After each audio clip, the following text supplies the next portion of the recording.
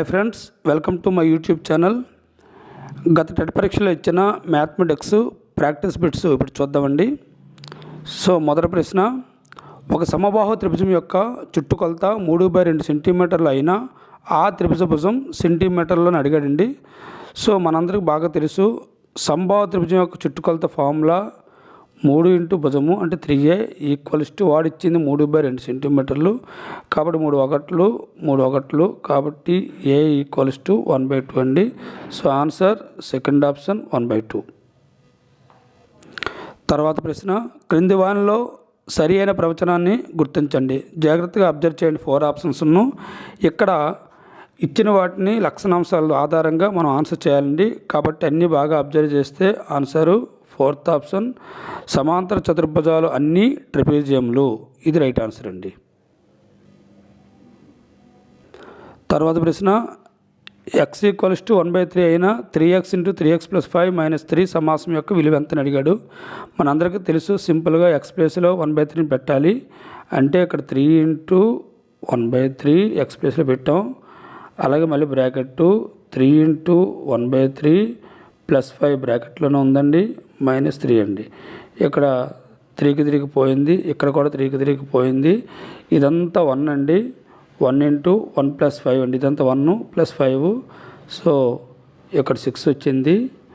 అలాగే -3 అంటే 6 1 6 -3 3. So answer 4th option 3 అండి. తర్వాత ప్రశ్న, దత్తాంశము 5 3 1 7 9 11 13 10 యొక్క మధ్యగతం అడిగాడండి. ఇలాంటి ప్రశ్నలు ఇచ్చేటప్పుడు గతంలో మనం చెప్పుకున్నాం. సో ఇది ఆరోహణ క్రమంలో ముందు రాసుకోవాలండి. ఆరోహణ క్రమంలో రాసుకొని మధ్యలో ఏ విలువ ఉందో ఆన్సర్నే మనం మధ్యగతంగా తీసుకుంటాం. సో ఆరోహణ క్రమం అంటే చిన్నది నుండి పెద్దది. సో 1 3 5 7 9 10 11 13 అండి. సో యాక్చువల్గా అయితే ఇక్కడ 8 నెంబర్లు ఇచ్చాడు కాబట్టి మనకి మధ్యలో 2 నెంబర్లు వచ్చాయి. అది 7 నెంబర్లో 9 నెంబర్లో 11 నెంబర్లో అయితే మధ్యలో 1 నెంబర్ వస్తుంది. కాబట్టి ఇక్కడ 2 నెంబర్లు ఇచ్చినప్పుడు మళ్ళీ ఏం చేయాలంటే ఆ రెండింటిని కలిపేసి బై 2 చేయాలండి. సో 16/2 అంటే 8 అండి ఆన్సరు. కాబట్టి సెకండ్ ఆప్షన్ మన ఆన్సర్ అండి. తర్వాత ప్రశ్న, ఒక టెలివిజన్ 20,000 రూపాయలకు కొనబడింది. 1 సంవత్సరం తర్వాత దాని విలువ 5% తగ్గింది. అయితే 1 సంవత్సరం తర్వాత టెలివిజన్ విలువ రూపాయలు అడిగాడండి. ఇక్కడ మన అందరికీ తెలుసు, టెలివిజన్ కొన్న వేళ మనకు తెలుసు 20,000. ఇది 100%గా మనం భావిస్తే దాని విలువ 1 సంవత్సరం తర్వాత 5% తగ్గింది కాబట్టి 100% అనేది 95% పడిపోయిందండి. శాతం కాబట్టి శాతం తీస్తే కింద 100 వేసుకుంటాం. 2 సున్నాలు పోతుంది. కాబట్టి 95 190 పక్కన 2 సున్నాలు అంటే మన ఆన్సరు సెకండ్ ఆప్షన్ 19,000 అండి. తర్వాత ప్రశ్న, వ్యాసార్థం 7 సెంటీమీటర్లు ఎత్తు 14 సెంటీమీటర్లు కొలతలుగా గల స్తూపం యొక్క సంపూర్ణతల వైశాల్యం ఎంత అని అడిగాడు. సో ఇక్కడ మనకు సంపూర్ణతల వైశాల్యం మనకు స్తూపం తెలుసండి. సో మనకి 2πr × r + h అండి. సో ఇక్కడ 2 × 5 విలువ 22/7 ఇంటూ r విలువ ఇచ్చాడండి, 7 ఇచ్చాడు. అలాగే r + h అంటే r అంటే 7, h అంటే 14. ఇక్కడ 7కి 7 గుణిస్తే పోతుంది. 2 22 44 అంటే ఇక్కడ మనకి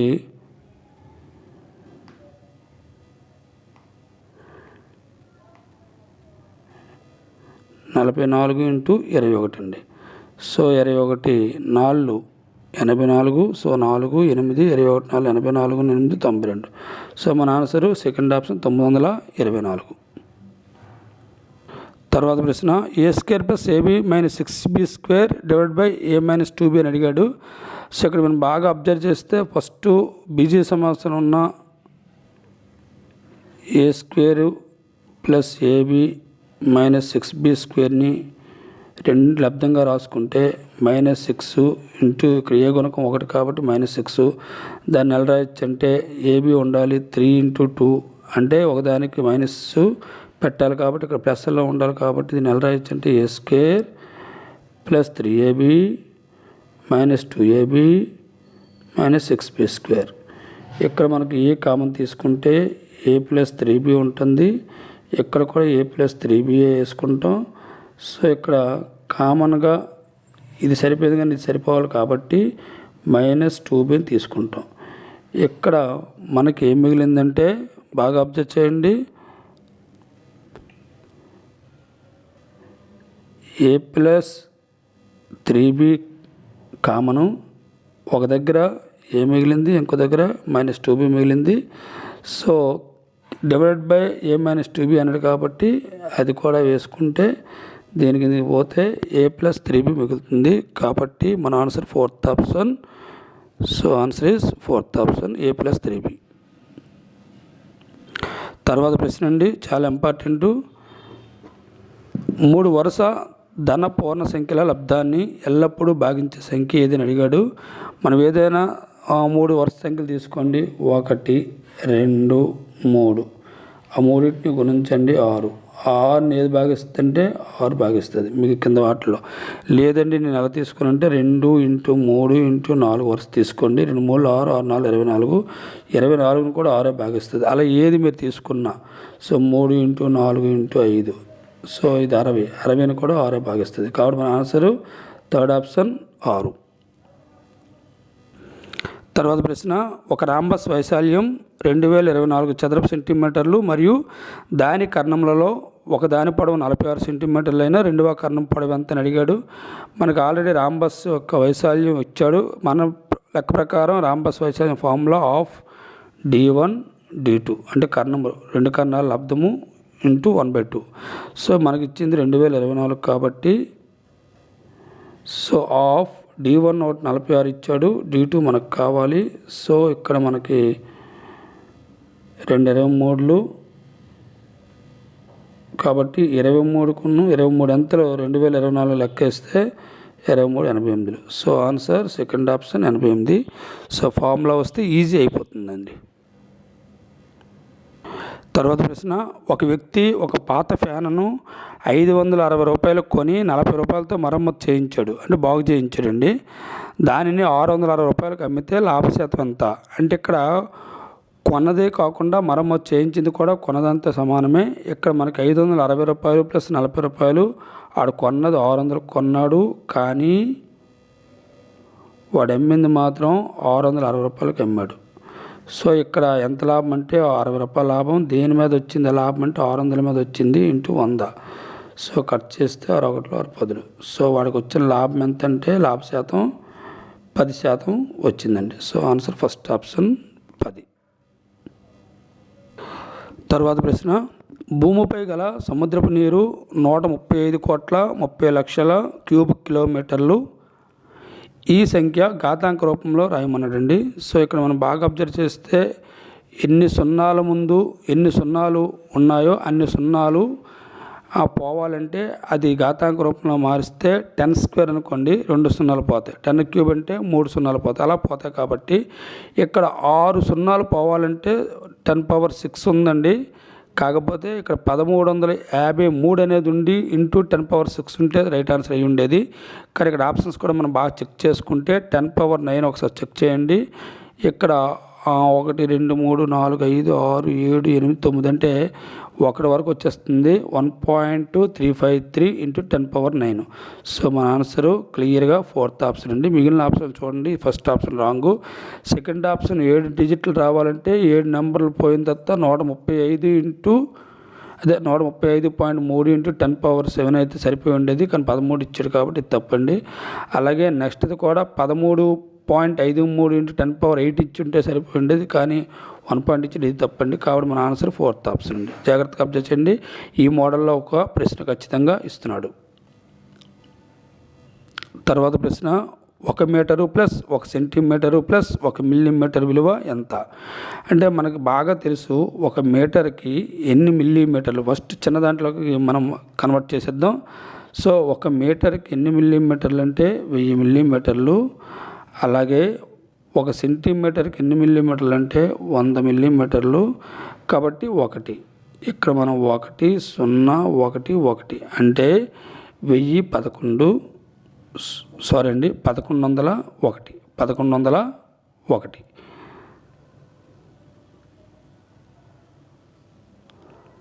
సో ఇక్కడ మనం బాగా అబ్జర్వ్ చేయండి, రాంగ్ అండి. ఇక్కడ 1 మీటర్ అంటే 1000 మిల్లీమీటర్లు,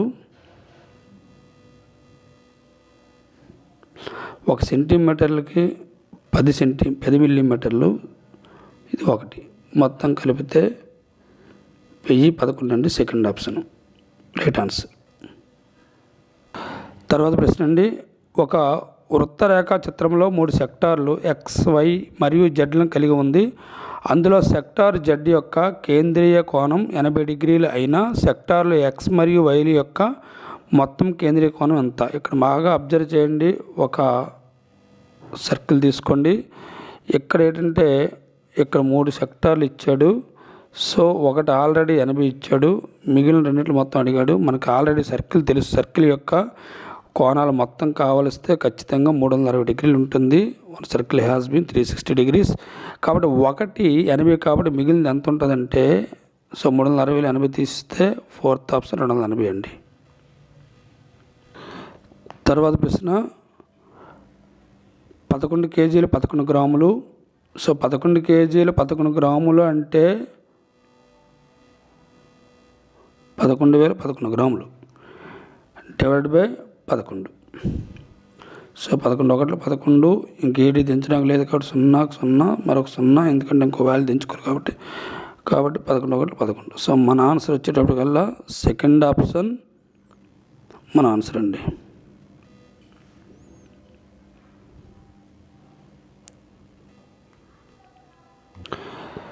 తర్వాత ప్రశ్న, 8 and 1/4. 8 and 1/4లో 2 and 1/3ని తీసేయాలండి. 8 and 1/4 అంటే ఇది మనం మిశ్రమ భిన్నంలో నుండి అపక్రమ భిన్నంలో మార్చుకుంటే 8 4 32, 1 33/4 మైనస్ 2 3 6 7/3. సో ఎల్సిఎం 12 కాబట్టి 4 3 12 కాబట్టి 33 99 మైనస్ 3 4 12 కాబట్టి 7 4 28. అంటే మనకి ఏమొచ్చిందంటే 71/12 వచ్చింది. 12 60, 11 మిగిలింది, కిందన 12. So 5 and 11/12. So first option మన ఆన్సర్ అండి. So answer is 5 and 11/12. తర్వాత ప్రశ్న అండి, -44/110 యొక్క ప్రామాణిక రూపం ఏదని అడిగాడు. సింపుల్, -44/110 22 రెళ్ళు 22 5లు. సో డైరెక్ట్గా -2/5. So third option is our answer. తర్వాత ప్రశ్న, ఒక ఘనం యొక్క అంచుల సంఖ్య ఎంత అని అడిగాడు. డైరెక్ట్ పెట్టండి. ఒక ఘనంలో మనకి ఎన్ని అంచులు ఉంటాయంటే దీర్ఘఘనంలోనైనా ఘనంలోనైనా 12 అంచులు ఉంటాయండి. So third option is our answer. తర్వాత ప్రశ్న, ఇది కూడా సూక్ష్మీకరించడమేనండి. ఇక్కడ మనకి ఏం చేస్తామంటే ఫస్ట్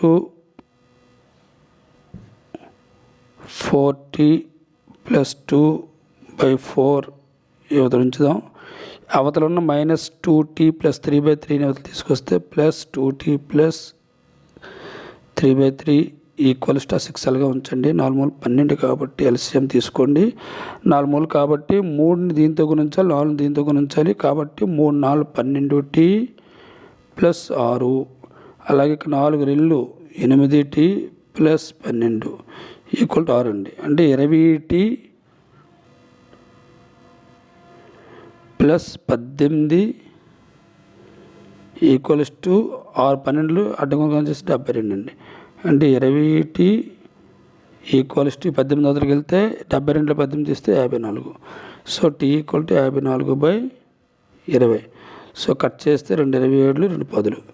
సో మన ఆన్సర్ ఏమవుతుందండి, ఇక్కడ ప్లేస్ లేకపోవడం వలన కొద్దిగా మీరు బాగా అర్థం చేసుకోండి. మన ఆన్సరు 27/10 అంటే ప్లస్ వస్తుంది తప్ప మైనస్ రాదు. కాబట్టి మన ఆన్సరు ఫోర్త్ ఆప్షన్ 27/10. బాగా ప్రాక్టీస్ చేస్తే ఈజీ అండి. తర్వాత ప్రశ్న, 250లో 10% ప్లస్ 40లో 8%.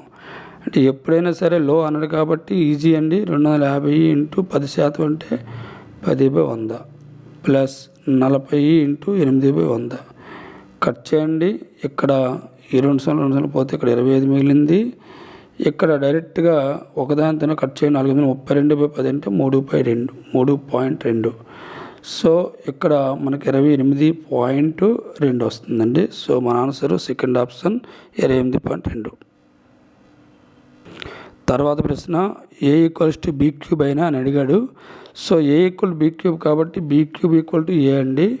సో మనకు బీ కావాలంటే క్యూబ్ రూట్ ఏ వస్తుంది. సో దీన్ని ఎలా రాయొచ్చు అంటే ఏ పవర్ 1/3గా రాసుకోవచ్చు. మన ఇప్పుడు ఆన్సర్ ఏంటంటే a power 1/3 equals to b, third option answer అండి. తర్వాత ప్రశ్న 45 డిగ్రీల యొక్క పూరక కోణం 3K అయినా K ఎంత అని అడిగాడు. ఆల్రెడీ మనం ఇదివరకు చెప్పుకోనండి, పూరక కోణం అంటే ఆ రెండు కోణాలు మొత్తము ఖచ్చితంగా 90 డిగ్రీలు ఉండాలి. కాబట్టి 45 డిగ్రీల యొక్క పూరక కోణం ఎంత ఉంటుందంటే మరొక 45 ఉంటుంది. అది మన లెక్క ప్రకారం 45 కానీ వాడి లెక్క ప్రకారం 3K అని ఇచ్చాడు. 3K ఈక్వల్ టు 45 అయితే K ఈక్వల్స్ టు 15 డిగ్రీలు అవుతుంది. అదే ఇక్కడ ఆన్సర్ అయితే ఫస్ట్ ఆప్షన్ 15 డిగ్రీలు. అలా కాకుండా 60 డిగ్రీలు పూరక కోణం 3K అన్నాడు అనుకోండి. సో అప్పుడు 60 డిగ్రీలకి ఇంకెంత కలిపి 30 డిగ్రీలు. 30 డిగ్రీలు ఈక్వల్ టు 3K అవుతుంది. అప్పుడు K ఈక్వల్స్ టు 10 అవుతుందండి. సో ఇలా మనం జాగ్రత్తగా ఏదైతే డిగ్రీలు ఇచ్చాడో దానికి కలిపి ఎంత కలిపి 90 వస్తుంది చెక్ చేసుకొని దాన్ని ఈక్వల్ చేస్తే మనకు ఆన్సర్ వచ్చేస్తుంది. తర్వాత ప్రశ్న సంభావ్యతలో కూడా ఒక ప్రశ్న ఇస్తున్నాడండి. ప్రతి ఎగ్జామ్లోనూ ఇస్తున్నాడు, జాగ్రత్తగా అబ్జర్వ్ చేయండి. వేరు వేరు చీటీలపై 1 నుండి 10 వరకు సంఖ్యలను రాసి ఒక్కొక్క చీటీపై ఒక సంఖ్య అన్నమాట డబ్బాలో వేసి కలుపబడినాయి. అంటే మొత్తం అన్నిటిని కలిపేసి ఒక డబ్బాలో వేశారు.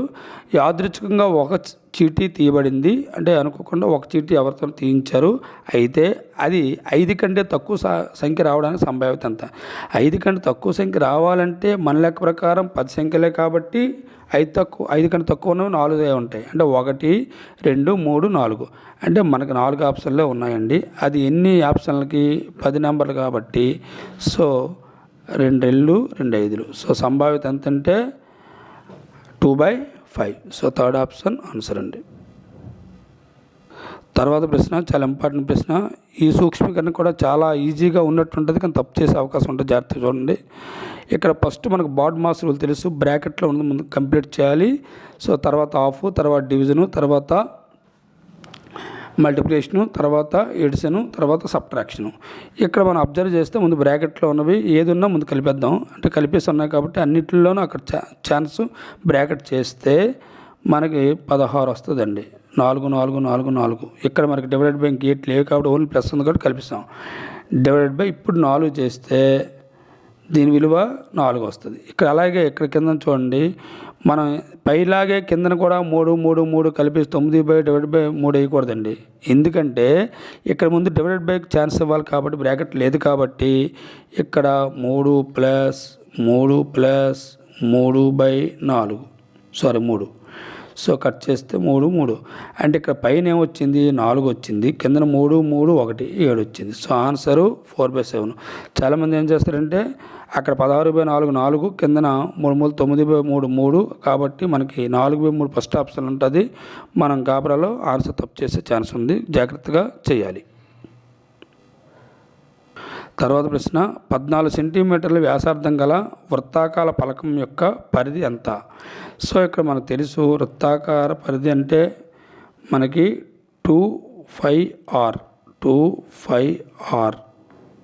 సో 2 × 5 వాల్యూ మనకు ఆల్రెడీ ఇచ్చాడు, ఇవ్వకపోయినా ఇదే ఆన్సర్ మనకు తెలుసు 22/7. సో R ఇచ్చేటోడికల్లా మనకి వాడు వ్యాసార్థం ఇచ్చాడు. ఒక్కోసారి వ్యాసం అంటాడండి, వ్యాసం అన్నప్పుడు వ్యాసార్థం /2 వేసుకొని వేయాలి. ఇక్కడ డైరెక్ట్ వ్యాసార్థం ఇచ్చాడు నో ప్రాబ్లం. 7 రెళ్ళు, సో 22 రెళ్ళు 44, 44 రెళ్ళు 88. సో మన ఆన్సరు 88 సెంటీమీటర్లు ఫస్ట్ ఆప్షన్. ఇప్పుడు మ్యాథమెటిక్స్లో మెథడాలజీ చూద్దామండి. అన్వేషణ పద్ధతిలో హ్యూరిస్టిక్ మెథడ్ అంటారు. ఉపాధ్యాయుని పాత్ర ఏంటి అని అడిగాడు. సో ఇక్కడ అన్వేషణ పద్ధతిలో ఉపాధ్యాయుడు ఏం చేయాలంటే ఇక్కడ బాగా అబ్జర్వ్ చేయండి, 4 ఆప్షన్లు ఇచ్చాడు. సమస్య సాధనకు తగిన పరిస్థితులు కల్పించాలి.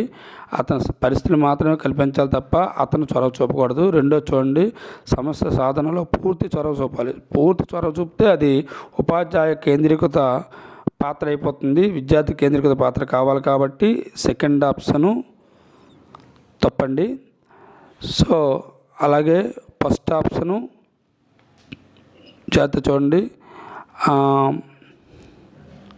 ఫస్ట్ ఆప్షన్ రైటే, సెకండ్ ఆప్షన్ తప్పు, థర్డ్ ఆప్షన్ చూడండి. పిల్లల్లో ఆలోచన రేకెత్తించే ప్రశ్నలు వేయాలి, ఇది రైటేనండి. So first one right, third one right. అలాగే ఫోర్త్ వన్ చూడండి. సమస్యను అధ్యయనం చేయడానికి సాధించడానికి తగిన సూచనలు మాత్రమే చేయాలి. అంటే ఇతను గైడ్ మాత్రమే చేయాలి తప్ప ఇతనే పూర్తిగా చొరవ చూపుకొని సమస్య సాధించకూడదు. కాబట్టి ఇది కూడా రైట్ ఆన్సరే. కాబట్టి మన ఆన్సరు ఏసిడి రైట్ ఆన్సర్.